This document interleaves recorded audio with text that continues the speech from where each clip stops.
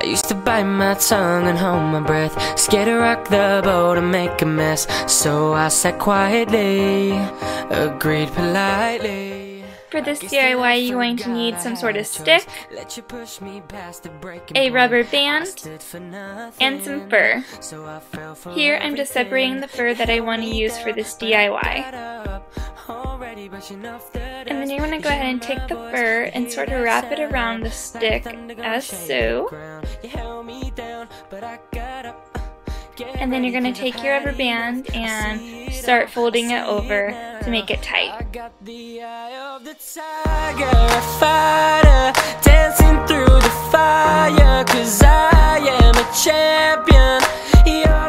And then for the last step, you're going to want to fill in some fur in the spots where it looks like it could use a little more.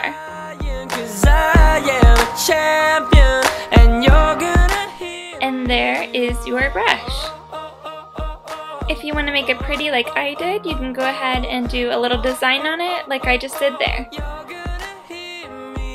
Now on to the makeup demo.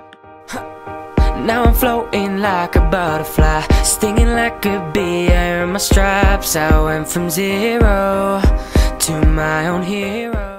Probably the easiest DIY you will ever do, I swear. Like, these are all materials that you wouldn't have to go out and purchase, and I don't know about you guys, but these brushes cost a lot of money. So if you can do one for free, do it. I made mine to be more of a finishing powder brush. If you wanted a foundation brush for your liquid foundations, you'd want to make it a little more dense and thick, because you're not going to want something as fluffy as this when you're doing liquid foundation, because it's just not going to give very good coverage. Material wise, the stick I just found in my backyard, it was literally just laying there, so I picked it up and took it inside. Rubber band, you can use any kind of band you want. I had an old hair tie, so I was like, why not use it for that? You could also just use like normal bands or anything really that's going to have it so it's holding there. And if you really wanted to, you could probably put some glue on it to just have it stay a little better. Fur wise, you guys know I have a cat named Chester. From the moment I brought him home, I knew I wanted to use him for a brush someday. I had Moose's fur also, but it just wasn't as like lightweight and just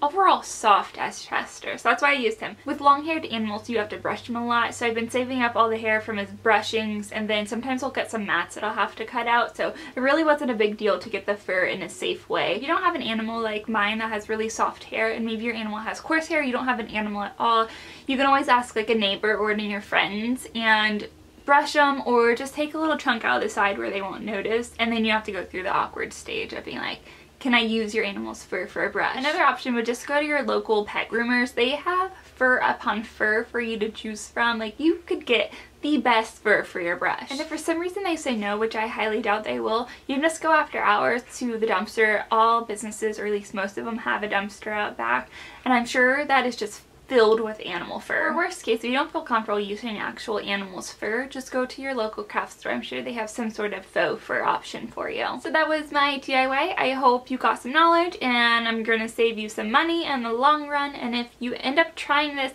hashtag DIY makeup brush so I can see it. Do it on like Instagram or Twitter. I just want to see your creations, and yeah, just have fun with it. So that was all, and I will just see you guys really soon in another video, and happy April Fool's Day. Bye!